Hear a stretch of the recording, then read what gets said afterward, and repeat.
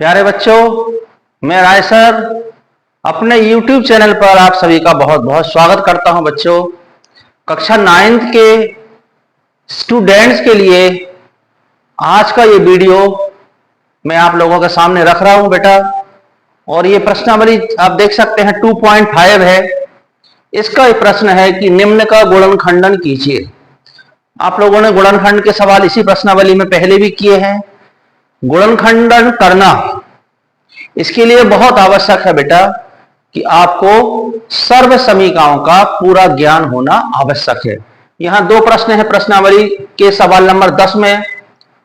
27y की power 3 plus 125z की power 3। अब आपको ये गुणनखंडन इसका करना है बेटा। तो कैसे करेंगे इसका गुणनखंडन? तो आप देख सकते हैं बेटा, 27 को हम क्या लिख सकते हैं? 27 को हम लिख सकते हैं 3 की पावर 3। 3 गुणा 3 गुणा 3, 27 के आप गुणनखंडन करेंगे तो हम इसको क्या लिख पाएंगे बेटे? इसको हम लिख पाएंगे 3 पर 3 की घात, और y पर पहले से ही 3 की घात है। इसी प्रकार से बेटा 125 को हम क्या लिख पाएंगे? 125 को हम लिख पाएंगे 5 गुणा 5 गुणा 5 3 बार, और z पर पहले से ही 3 की घात है। तो इस तरह से ये सरल करने पर ऐसा हमें प्राप्त हो जाएगा। अब यह सर्व समीकरण है x cube plus y cube, और ये इसका बेटा आंसर है। यदि यह प्रश्न है तो ये उसका आंसर है। दो ब्रैकेट आपको प्राप्त हो रहे हैं। इस दो ब्रैकेट में गुणनखंड आपको दिखाई दे रहा है। पहला गुणनखंड, ये दूसरा गुणनखंड। तो यहां तुलना करेंगे हम। तुलना करने पर हमें क्या प्राप्त हो जाएगा बेटा? x के स्थान पर कितना लिखा है बताइए आप? तो आप कहेंगे सर 3y। और y के स्थान पर कितना लिखा है बेटा? तो आप कहेंगे सर 5z।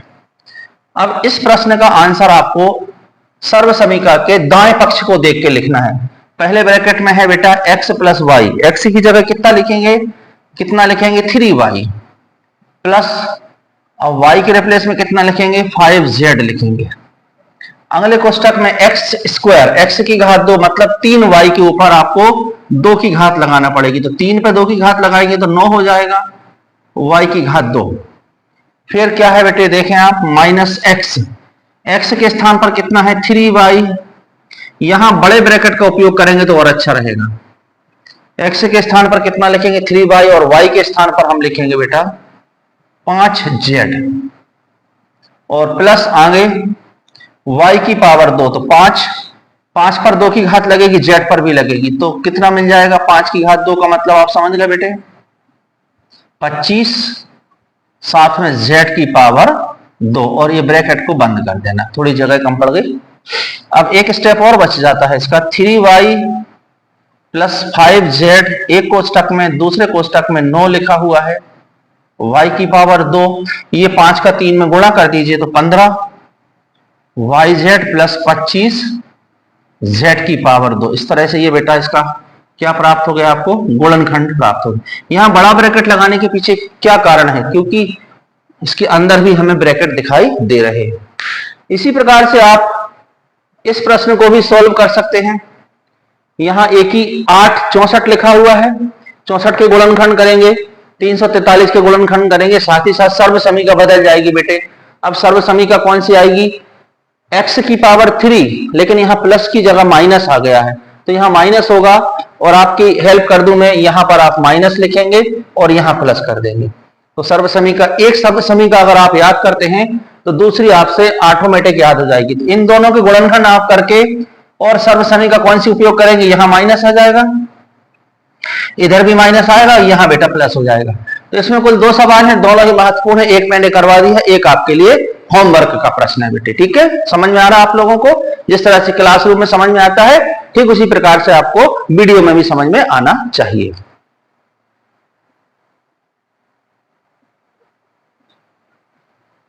बच्चों, अब ये प्रश्न क्रमांक 11 ये मैंने बोर्ड पे लिख दिया है आपके लिए। इस प्रश्न में भी हमें क्या करना है बेटा? गुणनखंडन ज्ञात करना है।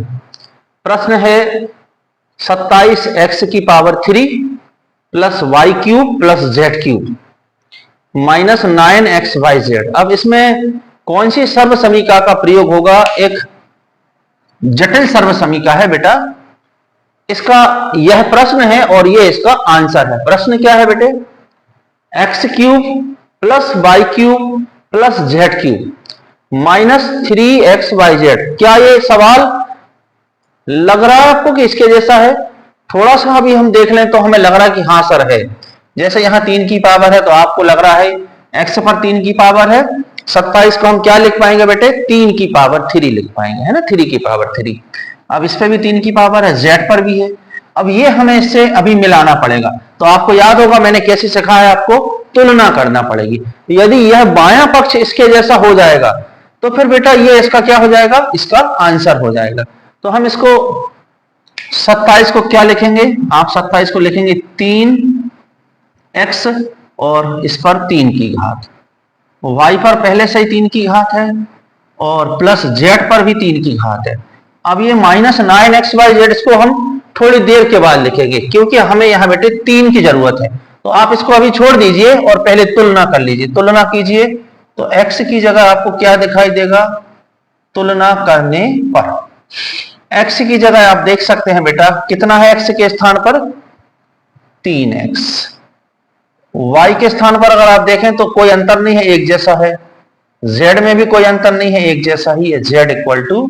अब आपको यह संख्या इस रूप में लिखना है तो पहले आएगा माइनस, लिख दीजिए, फिर 3 लिखना है आपको। उसके बाद क्या लिखना है बेटा? x। x मतलब कितना? तुलना में हमने लिख रखा है 3x।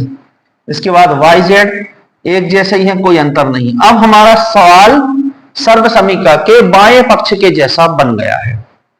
जब पूरी तरह से ये बाएं पक्ष जैसा बन जाता है तो फिर हम इसका आंसर लिख सकते हैं दाएं पक्ष को देखकर। तो अब बेटे इसका आंसर क्या होगा? देखें, ब्रैकेट में x plus y plus z. तुलना में हमने लिखा है x का मान कितना? 3x, फिर y का y ही लिखा है, z का z ही लिखा है। ये ब्रैकेट बंद हो गया। अब दूसरा ब्रैकेट शुरू होता है तो आप यहां बड़े ब्रैकेट का यूज करेंगे।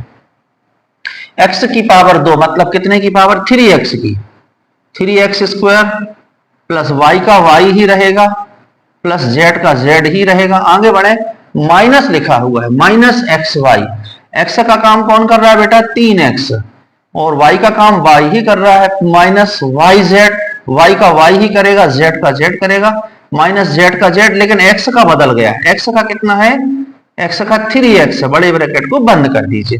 बस एक स्टेप और है, 3x plus y plus z. And अब बड़े ब्रैकेट को हटा के छोटा लिख सकते हैं बिकॉज इसको हम सॉल्व करेंगे। तो 3 का स्क्वायर 9 हो जाएगा बेटा। ये ऐसे कैसा? 3xy, यहां भी ऐसे कैसा? और ये 3 संख्या पहले लिखी जाती है, x साथ में z। इस तरह से बेटा यह एक महत्वपूर्ण प्रश्न है जिसका हमने गुणनखंड कर लिया। तो सबसे जरूरी है कि यदि आप सर्व समीकरण तैयार कर लेंगे तो फिर प्रश्न बिल्कुल सरल होता है। सरल करने का तरीका यह है कि सर्व समीकरण याद करने के बाद आपको तुलना करना आना चाहिए। तुलना करके राइट साइड में जैसा लिखा है आपको वैसा लिखना है। बस x की जगह कितना लिखना है? 3x, y की जगह y और z की जगह z। तो इस तरह से बेटा ये गुणनखंड हमें प्राप्त हो जाते हैं। अब अगला क्वेश्चन मैं आपके सामने रखने वाला हूं, आप इसको नोट कीजिए। बच्चों अब हम प्रश्न क्रमांक 12 को सॉल्व करते हैं। इसमें हमें सत्यापित करना है। सत्यापित कीजिए, ये बेटा बायां पक्ष है, इसके बराबर दाएं पक्ष को हमें सिद्ध करना है। तो हम बाएं पक्ष को भी ले सकते हैं और दाएं पक्ष को भी ले सकते हैं। क्योंकि बायां पक्ष अगर आप देख सकते हैं बेटा तो ये सर्व समीकरण का बिल्कुल इसके जैसा है। ये बायां पक्ष सर्व समीकरण का हो गया। इसका मतलब है कि हमें ये दायां पक्ष प्राप्त करना होगा। तो हम इस दाएं पक्ष को सॉल्व करेंगे। क्यों करेंगे दाएं को? बाएं को सॉल्व क्यों नहीं करेंगे? सर्व समीकरण से हम देख सकते हैं बेटा कि ये बायां पक्ष बिल्कुल इसके जैसा है। अतः हमें आवश्यकता है किसको सॉल्व करने की? दाएं पक्ष को सॉल्व करने की आवश्यकता है। तो जब हम इसको सॉल्व करेंगे तो हमें बेटा ये राशि प्राप्त हो जाएगी। जैसे ही हमें दायां पक्ष प्राप्त होगा तो चूंकि दायां पक्ष और बायां पक्ष आपस में बराबर है अतः ये प्रश्न भी सॉल्व हो जाएगा। तो बेटे दायां पक्ष को मैं बाहर निकालता हूं। दायां पक्ष मतलब RHS को ले लेते हैं, इसको बाहर निकालते हैं। 1/2 x x plus y plus z, bracket में आप देख सकते हैं बेटा x minus y whole square, y minus z whole square and z minus x whole square. यहां पर बेटा एक सर्व समीका, ये सर्व समीका थोड़ी देर से उपयोग में होगी, उसके पहले एक सर्व समीका का हमें उपयोग करना आना चाहिए। कौन सी सर्व समीका? x minus y whole square. तो ये आप लोगों ने पढ़ रखी है, आपके नॉलेज में है, इसलिए मैं इसको यहां लिख नहीं रहा हूं। आप लोग अगर चाहते हो लिखें तो बेटा फिर मैं लिख देता हूं। कौन सी सर्व समीका? x minus y whole square. क्या होता है इसका answer? X square minus 2xy plus y square. इस सर्व समीका का तीनों जगह आपको उपयोग करना है। Then 1/2 x plus y plus z. अब इसमें उपयोग करेंगे बेटे इस सर्व समीका का, x square minus 2xy plus y square. Same यही सर्व समीका फिर से उपयोग में आएगी, लेकिन x के स्थान पर y है और y के स्थान पर z है। अतः इसको भी मैं सर्व समीका के प्रयोग से सॉल्व करता हूं। y square minus 2yz plus z square. इसी तरह से बेटा इसमें भी हो जाएगा z square minus 2zx and plus x square. अब आप ब्रैकेट के अंदर ध्यान से देखेंगे और आप पाएंगे बेटा एक्स स्क्वायर 2 बार है, वाई स्क्वायर भी 2 बार है, इसी तरह से बेटा जेड स्क्वायर भी कितनी बार है? 2 बार है। तो हम इसको सॉल्व करके ऐसा लिख सकते हैं, वाई का हो जाएगा 2y स्क्वायर एंड जेड मिलके हो जाएंगे 2z स्क्वायर। और अब बाकी जो बचा है उनको लिख लीजिए, माइनस का 2xy माइनस का 2yz माइनस का 2zx। इन सभी पदों में एक संख्या कॉमन है 2, तो इसमें से बेटा 2 को कॉमन ले लेंगे तो क्या फायदा होगा? यहां 2 आ जाएगा, 2 से 2 कैंसिल हो जाएगा। तो 2 कॉमन ले लेते हैं, 1/2 और 2 कॉमन ले लेंगे तो यहां 2 आ जाएगा। शेष राशि लिख दीजिए x plus y plus z. अंदर क्या बचा? X square plus y square plus z square minus x y minus y z minus z x. ये 2 से 2 कैंसिल हो जाता है। अब जो शेष राशि बचती है हम उसकी तुलना सर्व समीका के दाएं पक्ष से करते हैं। सर्व समीका का दायां पक्ष आप देख सकते हैं, ये इसके जैसा हो गया बेटा। देखें आप, x plus y plus z हो गया, फिर ब्रैकेट में भी सारी क्वांटिटी इससे मिल रही है, तो इसमें सर्व समीका का प्रयोग करेंगे तो बायां पक्ष हमें प्राप्त हो जाएगा। अर्थात सर्व समीका लिख लीजिए x cube y cube plus z cube minus 3xyz minus 3xy। इस तरह से ये बेटा हमें प्राप्त हो जाता है LHS। अंत में आप लिखेंगे कि RHS बराबर है LHS के, अतः यह सत्यापित हो गया। तो ये एक बहुत इंपॉर्टेंट क्वेश्चन है, मोस्ट IMP क्वेश्चन है, बिल्कुल आसान है, केवल आपको सर्व समीका का ज्ञान होना चाहिए। यह सर्व समीका है, इसका नॉलेज आपको होना चाहिए, इसको याद कर लीजिए। और साथ में इसमें एक सर्व समीका का प्रयोग और हो रहा है, x minus y whole square. तो बेटा ये सिंपल क्वेश्चन है, कैसे सॉल्व करेंगे? राइट साइड को लिख लिया, इस सर्व समीका का प्रयोग तीनों जगह करना है। फिर हम देखेंगे एक्स स्क्वायर 2 बार है, वाई स्क्वायर 2 बार है, जेड स्क्वायर 2 बार है, तो 2 लिख लेंगे, 2 कॉमन ले लेंगे, 2 से 2 कैंसिल हो जाएगा और जो भी क्वांटिटी बचती है उसको लिख लिया। यह क्वांटिटी सर्व समीका के दाएं पक्ष के जैसी है, तो इसका आंसर क्या आएगा बेटा? बायां पक्ष आएगा, अर्थात LHS प्राप्त हो गया। इस प्रकार से ये महत्वपूर्ण सवाल है जिसमें हमें सत्यापित करना था, तो बेटा ये हमने सत्यापित कर लिया। अब हम अगले क्वेश्चन की बात करते हैं, आप लोग इसको नोट कीजिए।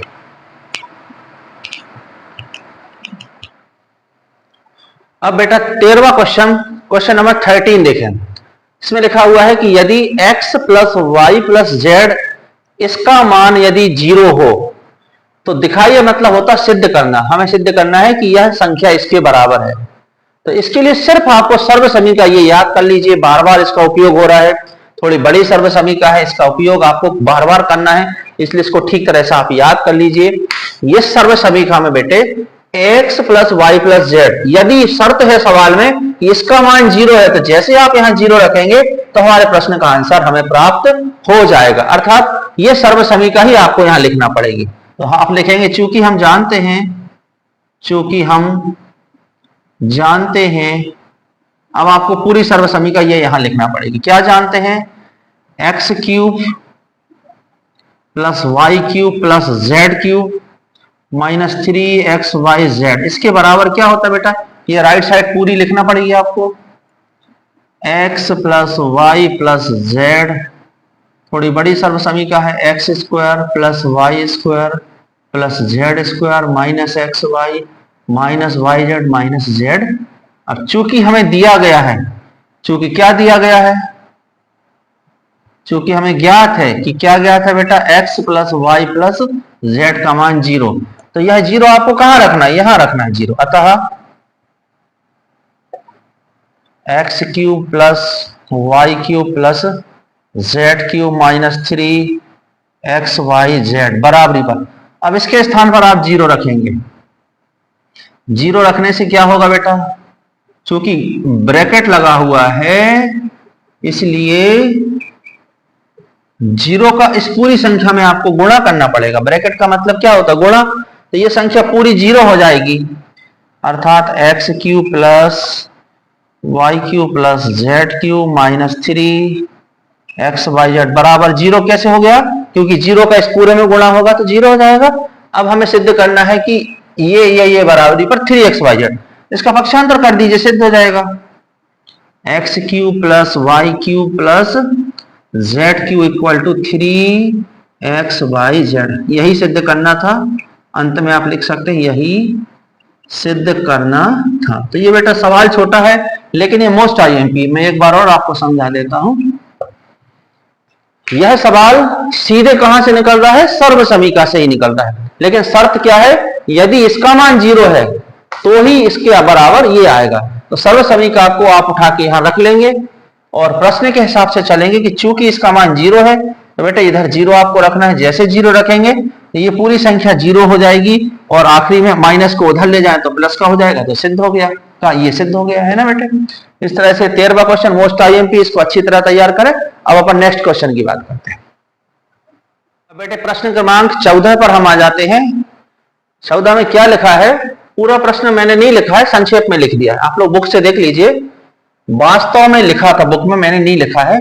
घनों का परिकलन किए बिना, घन आप देख सकते हैं 3 की घात है, तो कई बार विद्यार्थी क्या करते हैं, 3 की घात है तो इसका 3 बार गुणा करते हैं। जैसे आप देख सकते हैं 12, तो -12 इंटू -12 इंटू -12, ऐसा नहीं करना है। सवाल में लिखा है घनों का परिकलन, मतलब आपको गणना नहीं करना है, बिना गणना किए आपको इसका मान ज्ञात करना है। तो बेटे ये एक स्पेशल सवाल है, सभी सवाल इस विधि से नहीं होंगे जिस विधि से ये सवाल होंगे। जैसे आप देख सकते हैं कि 7 और 5 12 होगा, अब 12 प्लस का होगा और ये माइनस का, तो इससे स्पेशल हमें ये जो सर्वसमीका है ना बेटा, जब हम इस सर्वसमीका का दायां पक्ष हल करते हैं तो इधर पर ये होगा क्या, x की जगह -12, y की जगह 7 और z की जगह 5, तो इसका आंसर बेटा 0 हो जाएगा। जब इसका आंसर 0 होगा तो ये पूरी संख्या 0 हो जाएगी और बचेगा क्या, इतना माइनस ये। तो इसी सर्वसमीका को पहले मैं एक स्टेप और आगे हल कर दूं, फिर इसका आंसर एक दो तो नहीं, मुश्किल से 15-20 सेकंड में आ जाएगा। कैसे? तो पहले बेटा इसको उधर ले जाओ, पक्षांतर कर दीजिए, x cube plus y cube plus z cube बराबरी पर, इसको वहां ले जाओ तो ये प्लस का हो जाएगा। अब बाकी संख्या प्लस, बाकी संख्या क्या है, x plus y plus z bracket x square plus y square plus z square minus x y minus y z minus z x.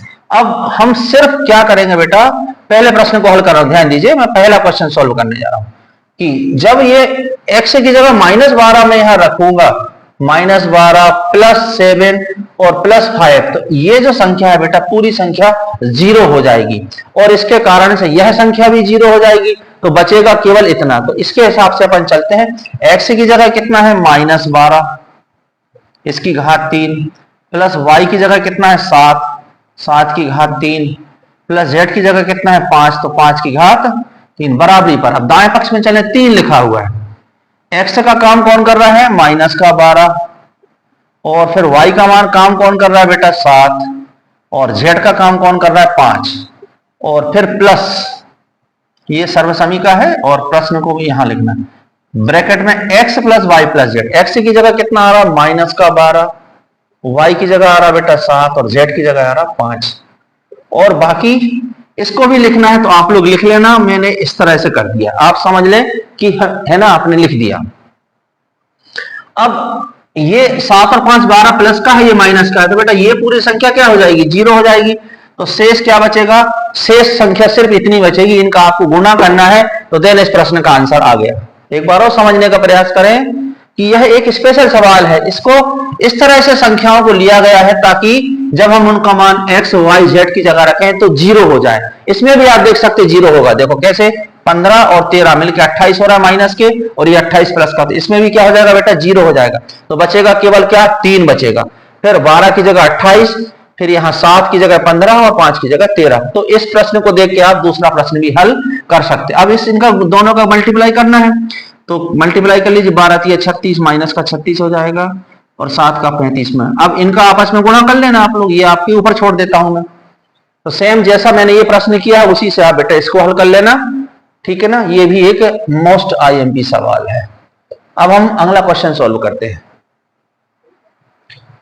अब बच्चों ये 15वां प्रश्न है, मैं बुक से देख के पूरा सवाल पढ़ रहा हूं, आप लोगों के लिए संक्षेप में मैंने लिखा है। देखो बुक से मैं पढ़ रहा हूं, नीचे दिए गए आयत, एक से ज्यादा है तो बहुवचन आयतों, जिनमें उनके क्षेत्रफल दिए हैं, ये बेटा क्षेत्रफल दिया गया है, एक सवाल में क्षेत्रफल है दूसरे में भी क्षेत्रफल है।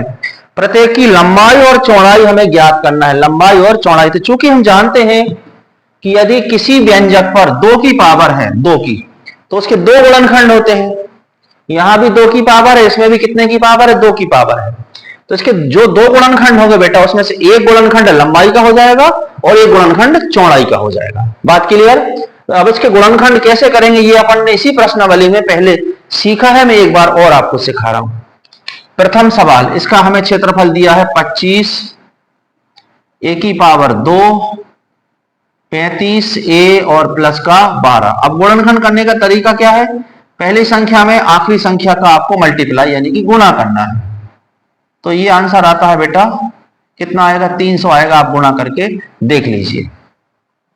25 में अगर आप 12 का गुणा करेंगे तो कितना आएगा 300 आएगा। अब दो संख्याएं आपको ऐसी लेना है जिनका गुणा करने पर 300 आए और जोड़ने और घटाने पर आए बेटा कितना, जोड़ने घटाने पर कितना प्राप्त हो 35। तो अगर यदि हम 20 में 15 का गुणा करते हैं तो भी 300 आता है और इससे फायदा यह है कि 20 और 15 दोनों को प्लस करेंगे तो 35 आ जाएगा। तो इस तरह से ये है ना, ये चीज आपको क्लियर हो गई। कैसे करते एक बार और देखें, पहली संख्या में आखिरी संख्या का गुणा करते हैं, फिर आपको दो संख्याएं ऐसी लेना है जिनका गुणा करने पर 300 ही आए और जोड़ने पर या घटाने पर बीच की संख्या है। तो बीच में कितना लिखा होगा 35, तो 20 में 15 को जोड़ देंगे तो क्या प्राप्त हो जाएगा 35। लेकिन बेटा यहां माइनस है इसलिए आपको दोनों में माइनस का उपयोग करना पड़ेगा। 25 a की पावर 2 माइनस 35 को आप क्या लिखेंगे 20a माइनस 15a और प्लस का 12, क्योंकि 20 और 15 कितने हो जाएंगे 35। एक बार चेक कर लें, दोनों में ही माइनस है तो यहां भी क्या आएगा बेटा माइनस।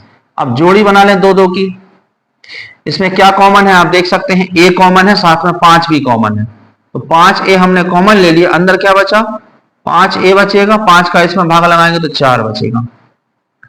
यहां से आपको माइनस भी कॉमन लेना पड़ेगा, साथ में बेटा 3 कॉमन है, तो 5a और 3 का भाग लगाएंगे इसमें तो 3 चौको 12। माइनस कॉमन लेने से क्या होगा चिन्ह बदल जाते हैं। अब ये दोनों कोष्टक एक जैसे हैं, फिर से बाहर निकाल लीजिए 5a माइनस 4 और 5a माइनस 3। तो ये दो गुणनखंड हमें इसके प्राप्त हो गए, इसमें से एक लंबाई हो जाएगी और एक चौड़ाई। तो आप लिख देंगे लंबाई बराबर 5a -4 और चौड़ाई बराबर बेटा लिख देंगे 5a माइनस का 3। इसी प्रकार आप इसके गुणनखंड कर सकते हैं। 35 में पहले 12 का गुणा करेंगे और फिर आपको दो संख्या ऐसी लेना पड़ेंगी जिनको जोड़ने से या घटाने से कितना आ जाना चाहिए, 13 आ जाना चाहिए। और इसी तरह से आप इसको सोल्व कर लेना, तो एक गुणनखंड लंबाई का हो जाएगा और एक चौड़ाई का हो जाएगा। इसको नोट करें, ये आपके लिए होमवर्क है। अब बच्चों इस प्रश्नावली का अंतिम प्रश्न है और इस प्रश्न को बुक से पढ़ रहा हूं मैं। घनाभों जिनके आयतन आपको दिए गए, ये आयतन आपको दिए गए हैं और विमाओं के लिए संभव व्यंजक निकालना है। चूंकि बेटा आयतन में तीन चीजें होती हैं, लंबाई, चौड़ाई और ऊंचाई, तीन चीजें होती हैं। अर्थात ये आयतन है तो हमें इसमें जो भी संभव हो जाएगा, लंबाई का, चौड़ाई का और ऊंचाई का, तीन विमाएं होंगी, तो हमें इनके गुणनखंड प्राप्त करना पड़ेंगे। गुणनखंड प्राप्त करते हैं। आपको दिया गया है 3x² माइनस 12x। अब इसके बेटा गुणनखंड आपको कैसे करोगे, 3 इसमें कॉमन है, साथ में बेटा x भी कॉमन। अब बचा क्या, यहाँ x बचेगा और जब इसमें 3 का भाग लगाएंगे तो बचेगा 4। अब आपको देखना है इसमें तीन संभावित गुणनखंड कौन कौन से होते हैं। तो पहला लंबाई का हो जाएगा बेटा 3, चौड़ाई का हो जाएगा कितना x और ऊंचाई का हो जाएगा बेटा जो अंतिम बच रहा है x माइनस 4। तो ये आसान सवाल है, बस समझने की बात है कि हमें इसमें करना क्या है। आयतन दिया है और संभावित विमा मतलब लंबाई, चौड़ाई और ऊंचाई का मान आपको ज्ञात करना है। तो इसके गुणनखंड हमने किए तो बेटा 3x कॉमन है, अंदर बचा x माइनस 4। पहली जो विमा है वो लंबाई की, दूसरी विमा चौड़ाई की, तीसरी विमा हो जाएगी ऊंचाई की। इसी प्रकार से ये जो दूसरा प्रश्न है इसमें देखें बेटा 12k² प्लस 6k और माइनस का 20k। अब सावधानी पूर्वक इसमें कॉमन आपको लेना है। क्या आपको कॉमन दिखाई दे रहा है? सवाल एक बार बुक से मैं देख लूं, सही लिखा हुआ है। सवाल लिखा है 12k² बिल्कुल सही है, 6ky एंड 20k। अब इसमें क्या कॉमन है बेटा, तो आप देखें k सभी में है, k कॉमन है, साथ में 2 का भाग लग रहा है तो 2 भी कॉमन आएगा बेटा, k कॉमन आएगा। अंदर क्या बचा, 2 का इसमें पहाड़ा पड़ेंगे तो 6 बचेगा, k बाहर ले लिया, y²। 6 में 2 का पहाड़ा पड़िए तो 3 बार जाएगा, फिर k बाहर ले लिया तो बचेगा y। इसमें 2 का भाग लगाएंगे तो बचेगा 10, k हमने कॉमन ऑलरेडी ले रखा है। तो अब इसके और भी गुणनखंड होंगे। अभी अभी आपको मैंने सिखाया था कि जब 2 की पावर हो तो गुणनखंड कैसे करेंगे। पहली संख्या में आखिरी संख्या का गुणा करेंगे, 10 में 6 का गुणा करेंगे तो कितना आएगा, 60 आएगा।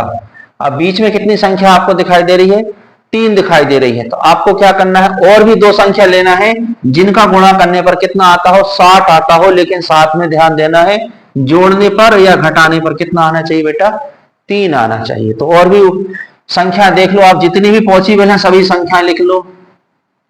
60 एकम 60 होता है, 20 तिया 60 होता है, 15 चौको भी 60 होता है।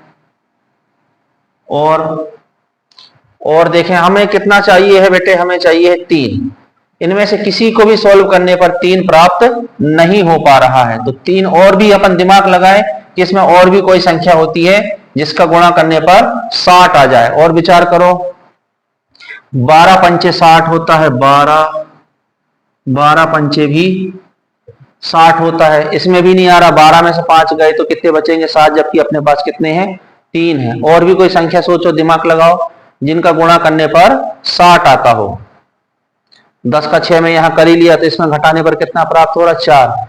इस सवाल को मैं चेक करूं बेटा, कहीं मिसिंग इसमें प्राप्त हो रही है, मैं इसको थोड़ा चेक कर लूं फिर आपको बताता हूं।